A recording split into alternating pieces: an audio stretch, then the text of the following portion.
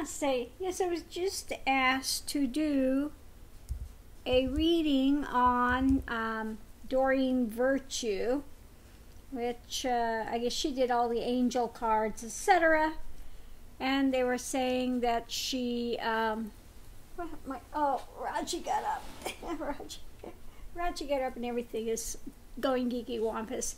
Anyway, that she became a real heavy Christian and then wants nothing more to do with her cards and oracle cards, etc.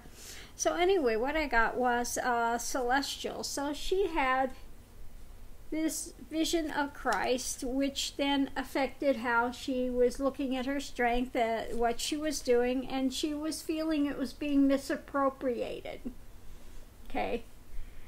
That maybe they are being misused instead of, contacting directly. So that's the crux of the matter. So again, what was before it was that, again, she had this view of divinity, this view of Christ, and when she did, it just cracked her belief system, and she just, kind of shook up her world, went into kind of meltdown mode. What's in front of it was, again, she became again very devoted and wanted to get more.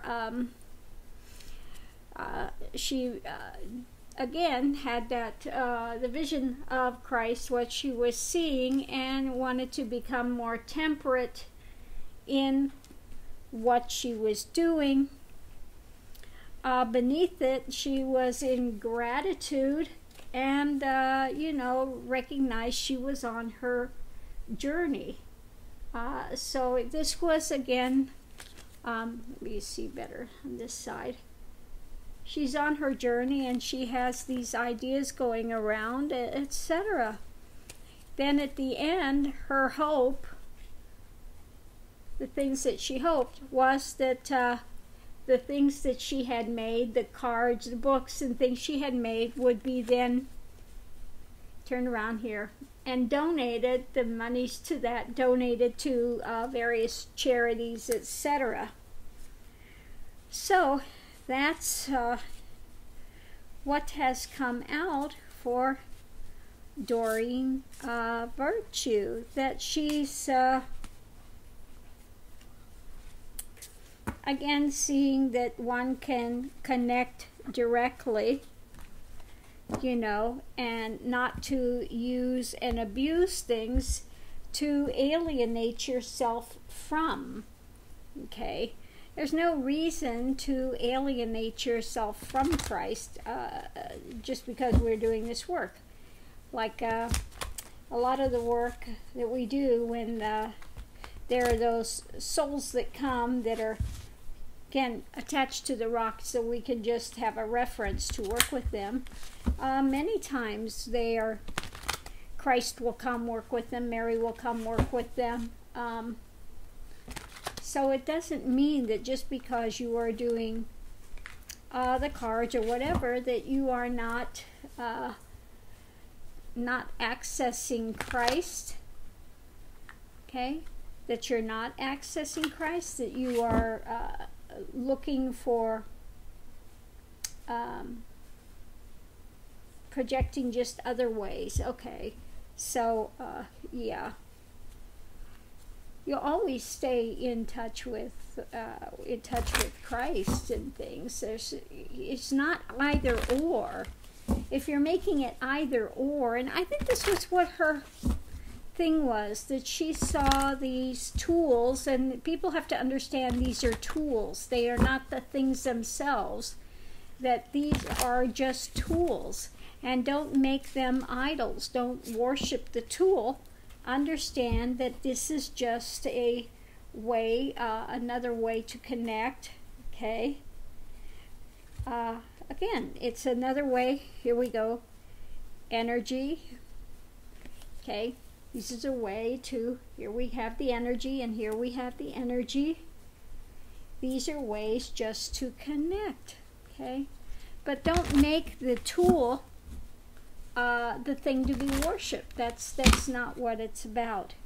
I mean, they used to have in the, and this just popped in the Old Testament, you would have the priests in the Holy of Holies that would wear this breastplate that had these stones in it, and they used it for some sort of a divination or something, but it was a breastplate that they would wear that had stones. I'll have to check more into that. I forget what they called it. It's started with a T, but I'll have to find out exactly what that is.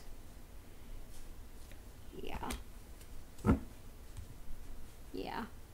But anyway, you know, you always, when you are looking towards what you have, or, you know, look towards what you have. Don't see things as broken and disappointment walking away. Look more towards what you have, and of course, the light of wisdom, okay? Don't go towards the morose and the dark and the dramas, okay? So again, these are just tools. They are not to be taken and worshipped. These are not things to be worshipped, like the crystals and everything. They're fun. They have energies. They're tools. But in the end, one doesn't really need them. They are jumping off points. One could say it's a place to put your attention and intention as a focal point, okay? Some people get so caught up in them, you know, and I have a lot of, don't get me wrong, I have a lot of crystals here, but I don't use them and say there's a message in this one, there's a message. I just happen to like them because I like them, okay? The messages and these things you access through consciousness directly. Again, some people use these as a focal point, okay? But yeah, again, so in whatever you do, you know, be joyful, enjoy your crystals, you know, they're fun, they're joyful, okay?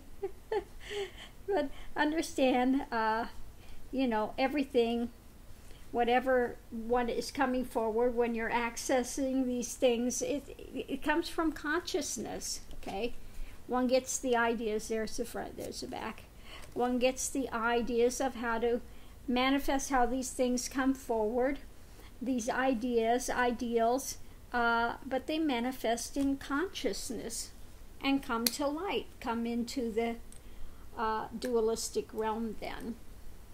So I'm going to leave this here, but again, don't, people go and then they get caught up in fears, okay? And it's not, you know, people need to understand not to get caught up in fear. And I think that's one of the worst things I see with the churches, misunderstandings in the churches, Christian churches, etc. as well. It's so fear-based. And what did Christ say? He says, don't fear, fear not. He keeps saying, fear not, but they always put things in fear mode, you know. So again, relax, understand the truth, you know, the truth is king, okay. Understand that you go and you fly, you have the things, but truth is king, okay. So don't get lost in these things. Relax into it. Don't get stressed out with all this unnecessary dramas, you know. It may be this Doreen Virtue, maybe again she needs to step back for a time, because maybe for her she was using this instead of communing directly. Maybe for her it had become some sort of an idol. You know, that's possible. Okay, that's possible. And that's never what it's supposed to be about. Okay, so learn how to blossom rather than letting, you know, getting caught in self-destructing into self-destruct mode. Now, a lot of times, if you're going through a Kundalini journey, as things are going forward, you will have lots of visions of destruction like this, because as persona is loosening its hold, the symbolism that comes forward is a lot of destructions. So these are some things as guru I watch for, what people's dreams are, what's coming up subconsciously. If you are having Kundalini awakening, you'll have lots of dreams of snakes. If it's going in one channel more than another, you'll have dreams of fires, okay, as things start to really amp up. You'll have lots of dreams of fires. Vehicles represent the form. Well, anyway, lots of things. There's a lot of symbolism that comes up, and this is something that you learn to look for when you're working with people, the symbolism, and it's always the same type of symbolism. Okay, it just takes place.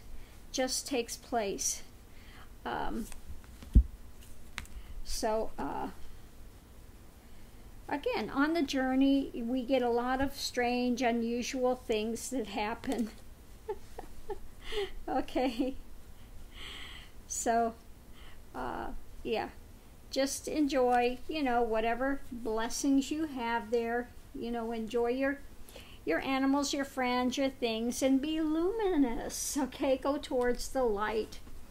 You know, relax. Don't get into too much stressing and drama and trauma. It's about staying centered, becoming aware, becoming open.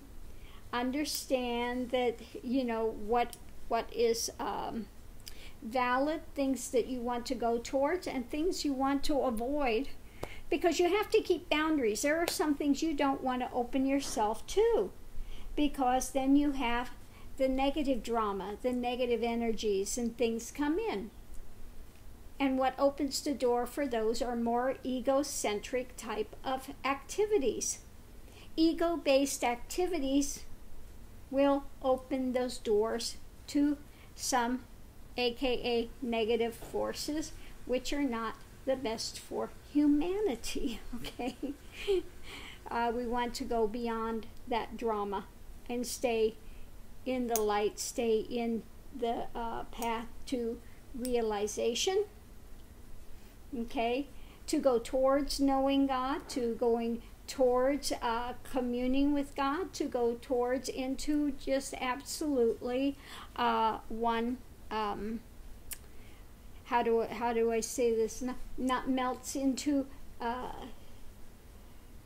One submerges fully in God, gets submerged fully until the illusion of separation ends. Okay, that illusion ends. Okay, so I leave this here. I don't know how I got from Doreen Virtue off on this, but that's the way sometimes spirit works. I start in one and it segues like, you know, okay, where are we going now? I never know. When I go to open my mouth, usually I don't have anything planned. I don't know what's going to come forward, and sometimes it's a surprise to me as well. So I hope you've gotten something from this. Namaste. Have a great afternoon. Bye.